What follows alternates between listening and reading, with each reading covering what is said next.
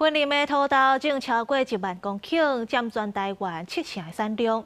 不过，这几年天气变化大，阁会向上大雨，这豆芽烂去的情形就愈来愈吃力啦。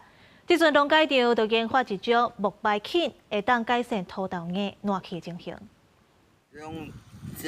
这几年来气候变化大，定拄上短时间落大雨，嘛造成真侪田间有枯豆乌排情形严重，快递无有效药剂来防治。为了改善安尼情况，南部台中区农改场透过技术研发木霉菌，希望会当减少枯豆农损失。在较高积水的所在，伊水浸咧，伊会根部无就喘气，所以伊土豆就搞烂。那木霉菌它可以帮助植物的根系发育外，它可以耐这个淹水的逆境。我们有做过那个学理验证，它可以提升植物抗淹水的这个问题。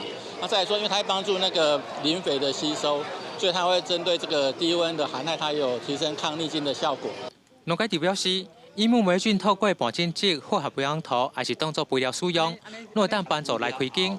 现在以技术转移的方式，行业者相关合作，经过试验使用1个月后，会当大幅提升枯豆健康率。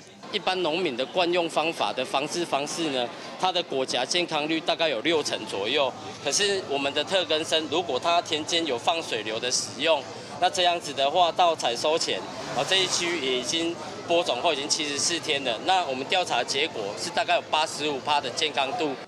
农改场嘛讲，田间的土壤定拄上作物生育不良，还是连续种爱滴问题。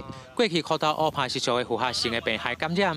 现在会当透过木霉菌提升植物的抗药能力，增加生长。希望透过开观望会，和寡济农民参与，减少农作损失，增加收益。